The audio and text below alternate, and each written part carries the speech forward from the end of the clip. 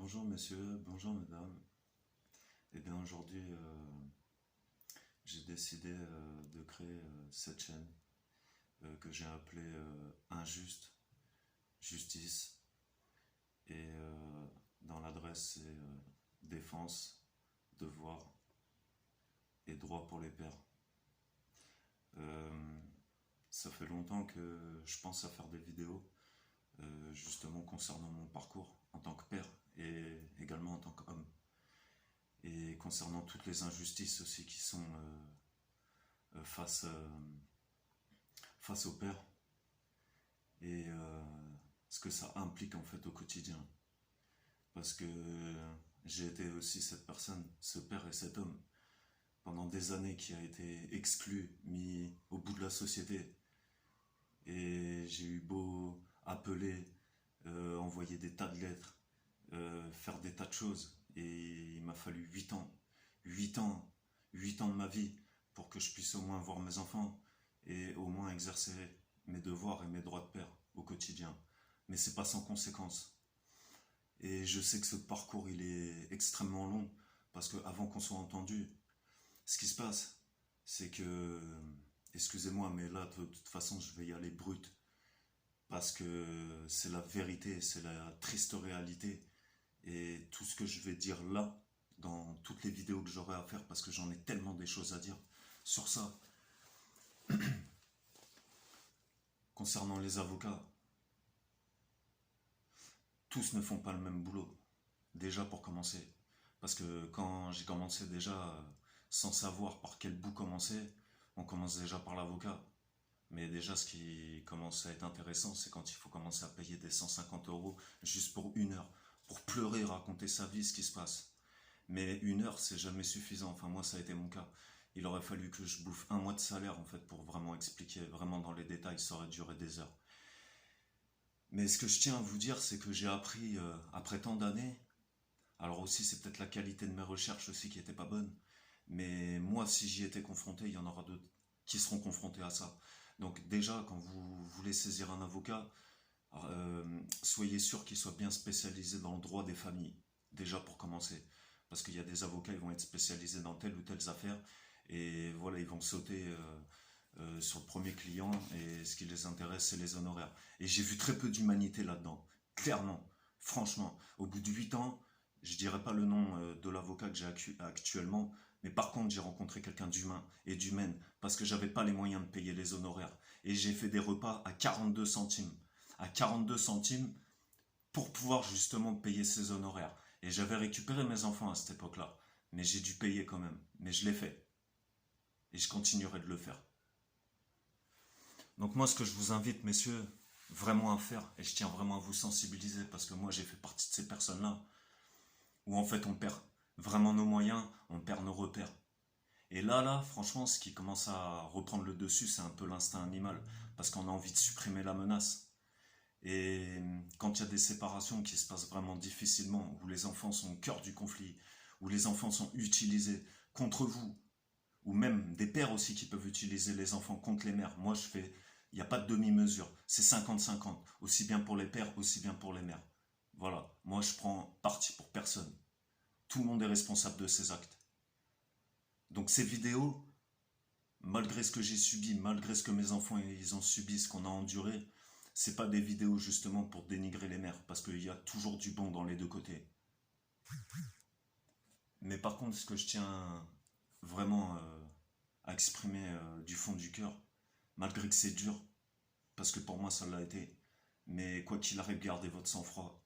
N'oubliez jamais d'où vous venez, et la cause de votre combat, eh ben, ça reste vos enfants. Et il ne faut pas tout détruire justement par une impulsion, euh, une mauvaise maîtrise de soi, et vaut mieux laisser couler, rester tapis dans l'ombre. Et par contre là, il faut taper là où ça fait mal. Donc c'est-à-dire, s'il y a une justice, peu importe le temps que ça va donner, et ben on lâche pas. Parce que l'irréparable, il peut être commis en quelques secondes, et après ça va durer des années pour la personne qui a commis l'irréparable. Et malheureusement, il y a trop de faits divers sur ça. Quand on épluche bien les journaux, quand on écoute attentivement la télé, c'est exactement ce qui se passe. Comment ça se fait que la justice y ferme les yeux sur ça? Comment ça se fait qu'ils jugent des personnes en ne prenant pas en compte ce genre de choses? Avec le niveau d'études qu'ils ont, aussi intellectuels qu'ils sont, ils ne le voient pas, encore une fois. Et ça, je l'ai vu. Et ça, je l'ai... Vous avez même pas idée de ce que j'ai pu entendre. Et dans ce que je vais dire, je vais faire très attention pour pas citer des noms. Mais les personnes qui ont été concernées sur mon histoire, de toute façon, s'ils voient mes vidéos, bah c'est très bien, parce que de toute façon, vous vous reconnaîtrez là-dedans. Et la vérité reste la vérité, et ça sera vrai de vrai. Donc, moi, mes enfants, pour vous faire un petit point topo, et ben pendant plusieurs années où ils n'étaient pas avec moi, ils ont appris à me détester, à pas m'aimer. Mais sauf que je les ai récupérés dans cet état-là. Et comment ils ont été conditionnés avec la haine me concernant. Parce que j'ai été considéré comme un moins que rien, quelqu'un qui abandonne ses enfants, qui les aime pas, etc. Mais sauf que mes enfants, mon fils, ma fille, ce qu'ils ont vécu, franchement, ça, je vais faire d'autres vidéos sur ça. Mais ils ont été manipulés contre moi, ils ont été utilisés contre moi. Même ils ont reçu des instructions, quand je les ai eues, pour ne pas m'obéir, pour faire des bêtises, pour que je les engueule. Et leur chère mère, leur tendre mère, eh ben c'est ce qu'elle leur demandait de faire. Ici, chez moi. Dans mon quotidien, c'était comme ça. Et je comprenais pas. Et mon fils, le pire dans tout ça, c'est qu'il a exécuté à la perfection en fait ce qu'on lui a demandé de faire. Il n'a pas su faire la différence entre le bien et le mal, vu que de toute façon il a été toujours plongé dans cette haine en fait, me concernant. Mais c'est pas sans conséquence. Et vous voyez tout ça là, toutes ces preuves, parce que j'ai eu des messages, de l'harcèlement, même on m'a frappé même, on m'a humilié, on m'a rabaissé en tant qu'homme, en tant que père. Et j'ai dû justement prendre sur moi, parce que ça peut tenir qu'à un fil et tout peut déraper très très vite. Et concernant ce que je vous dis, mon avocat, la juge, même dernièrement on est passé devant la juge des affaires familiales, pardon, et la juge des enfants. Concernant tout ce que mes enfants ils ont vécu, ce qu'il en sort, c'est que des enfants ne doivent pas être séparés de la mère. Donc pour faire un petit point topo, c'est que quand mes enfants vivaient avec leur mère, quand ils n'écoutaient pas, parce qu'il n'y avait pas aucune structure là-bas, éducative, structure de la vie de tous les jours, les heures de repas, enfin le coucher, l'hygiène aussi. On en reparlera aussi plus tard, plus loin. Mais là où je suis choqué, et c'est la vérité vraie de vrai, et ben cette personne n'a rien trouvé de mieux à faire que de montrer des films d'horreur à mes enfants, justement pour leur faire peur, parce qu'ils n'écoutaient pas. Et si vous voulez des titres, je peux vous en donner.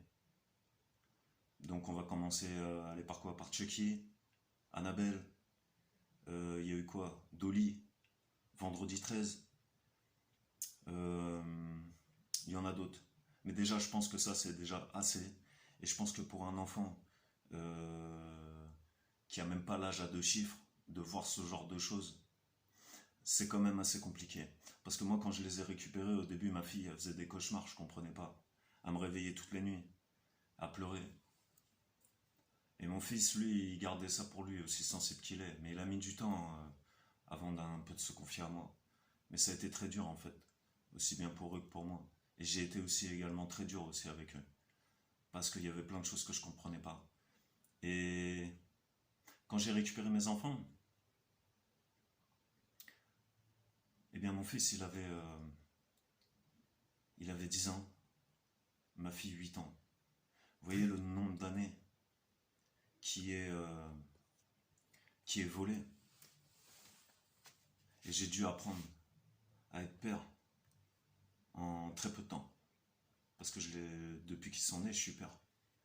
Mais par contre, j'ai pas eu non plus, on va dire, un rôle paternel très épanoui. Parce qu'on m'a écarté d'eux. Donc pour vous faire un point topo, là actuellement je vis à La Réunion. Depuis fin 2017. Avant j'étais en métropole. Donc ça a été très compliqué. Des fois pendant plusieurs années, je voyais pas mes enfants. J'avais aucune nouvelle, rien. Juste des messages d'harcèlement qui me rabaissaient, qui m'humiliaient, qui me disaient que j'étais qu'une pauvre merde, que mes enfants ne m'aimeront jamais, que mes enfants ils appellent une autre personne papa. Et tous ces messages-là, je les ai gardés, message par message, lettre par lettre, mot par mot. J'ai tout envoyé aux avocats, j'ai tout envoyé à la justice. J'ai passé des jours, des heures à faire des dossiers, à écrire des lettres, des courriers de 9 pages, à faire des photocopies à n'en plus finir et tout. Des fois, j'en avais pour des 40 euros de photocopies. Des dossiers que j'envoyais en lettres commandées accusées de réception, j'en avais des fois des envois pour 25-30 euros. Et ça, je l'ai fait je sais pas combien de fois. Un jour, je vous présenterai le volume de mes dossiers. Voilà la connerie. La paperasse à la française. Tout est question de paperasse, il n'y a aucune efficacité parce qu'ils sont tous dans les papiers. Et d'ailleurs, avec tous ces papiers, je suis sûr que personne ne les lit en fait au final, tellement les dossiers sont énormes. Mais par contre, quand nous on parle, on va exprimer ce que vraiment on vit au quotidien. Ça, je suis pas sûr qu'ils l'entendent vraiment. Voilà. Donc messieurs, moi je vais vous dire encore un truc, ou mesdames, si vous vivez des choses comme ça, de toute façon les vidéos là c'est que le commencement, parce que j'ai plein de choses à dire. Encore une fois, je vais me répéter. Et de toute façon, je me répéterai, mais c'est pas grave. Mais moi, tout ce que je tiens à vous dire, restez maître de vous-même et ne répondez pas justement aux différentes provocations. Et c'est ce qui pourrait justement vous coûter cher. Donc, moi je dis, restez bien concentrés sur vos objectifs et de toute façon, si vous vous battez pour vos enfants, tôt ou tard un jour, ils le verront, ils le sauront. Un jour, un enfant, il deviendra adulte et ils vont poser des questions. Pourquoi? Il y aura des personnes qui auront des comptes à rendre. Mais quoi qu'il arrive, devant un juge, il faut être en place. Donc c'est-à-dire que vous devez être en mesure d'accueillir dans les meilleures conditions vos enfants. Vous devez avoir un travail. Et vous devez aussi avoir de l'argent pour payer l'avocat. Parce que les honoraires, même si vous devez récupérer vos enfants, que vos enfants ils ont des besoins en linge, en alimentation, ils vont pas forcément le prendre en compte. Après, il y a les aides juridictionnelles. Mais le problème des aides juridictionnelles, eh ben, c'est les avocats aussi que vous pouvez avoir. Et comme ils sont payés, donc justement par l'État, eh ben, ils vont en faire le minimum. Voilà comment ça se passe. Et aussi une dernière chose, le problème, c'est qu'il n'y a pas d'égalité. Parce que déjà, on va nous demander nos fiches de paye et nos avis d'imposition. Donc c'est un peu à la gueule du client, en fait, comment on va être défendu au niveau de nos intérêts. Mais les intérêts, là, par contre, c'est les enfants.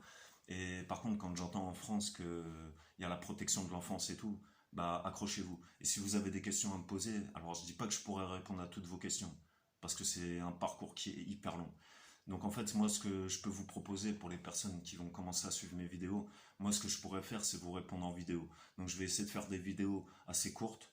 Là, je suis déjà à 13 minutes et je pense que je vais m'arrêter pour cette première. Donc là, c'est juste pour établir une prise de contact pour tous ceux qui vivent au quotidien, voilà, ce mal-être, cette souffrance, d'être écarté, d'être mis au bout de la société et ne pas être entendu et ne pas être écouté. Donc voilà aujourd'hui mon initiative. Pourquoi j'en suis arrivé là et ce qu'il faut faire et ne pas faire. Parce que personne ne nous apprend ça. Et si vous tombez vraiment sur un avocat, on va dire, qui n'est pas forcément du côté humain ou sensible, etc., qui va penser que à l'euro, forcément, ça va être un petit peu compliqué pour la suite. Et encore une fois, là, de ce que je dis, je vise aucune personne quand je parle des avocats, parce que ça, j'y étais confronté. Et d'ailleurs, ça s'est déjà mal passé, où je suis reparti dans un cabinet d'avocats et j'ai été chercher mon dossier, parce que visiblement, on ne se comprenait pas. Donc cette personne, c'est sûr qu'on ne s'est pas compris. Enfin, lui, il m'a pas compris. Et moi, d'ailleurs, j'ai pas compris, en fait, ses réponses aux questions que je pouvais poser. Et pour finir cette vidéo, eh ben, c'est ça qui est triste. Parce que, en fait, les enfants, en fait, ils n'ont rien demandé dans tout ça. Et les adultes, en fait, ils peuvent être encore pires que certains, pires que les enfants. Et c'est ça que je comprends pas. Comment on peut en arriver là? Comment ça se fait qu'il y a des enfants qui se retrouvent dans des conflits familiaux et qui soient mêlés à tout ça alors qu'eux, ils n'ont rien demandé?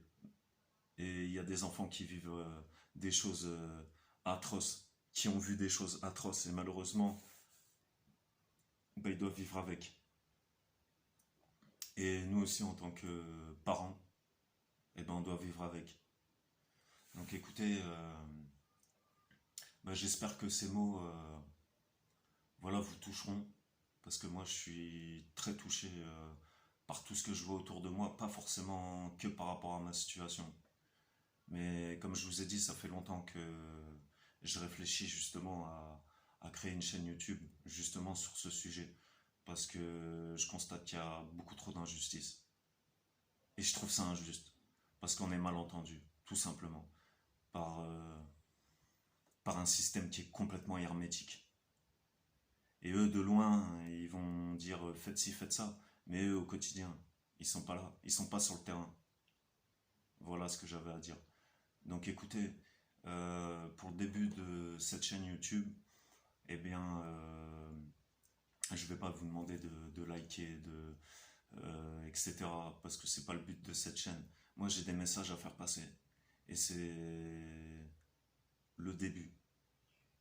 Donc je vous souhaite de bonnes fêtes de fin d'année. Et pour les personnes justement qui sont dans l'attente de revoir leurs enfants, juste ce que j'ai à vous dire, ne sombrez pas dans le désespoir. Justement, gardez l'espoir. Je veux pas faire des messages négatifs. Malgré ce que je dis, c'est pas très très positif. Mais restez optimiste quand même. Et battez-vous courageusement, mais honnêtement. Parce que tôt ou tard, tout se sait. Et justement, il faudrait pas que ça se retourne contre vous. Parce que vous avez un rôle à tenir. Donc c'est de faire grandir des enfants pour affronter le monde de demain. Et c'est loin d'être joli joli en fait quand on regarde 2021. Mais la suite elle arrive. Voilà. Bah écoutez, force et courage aux parents. Et je vous dis à très bientôt.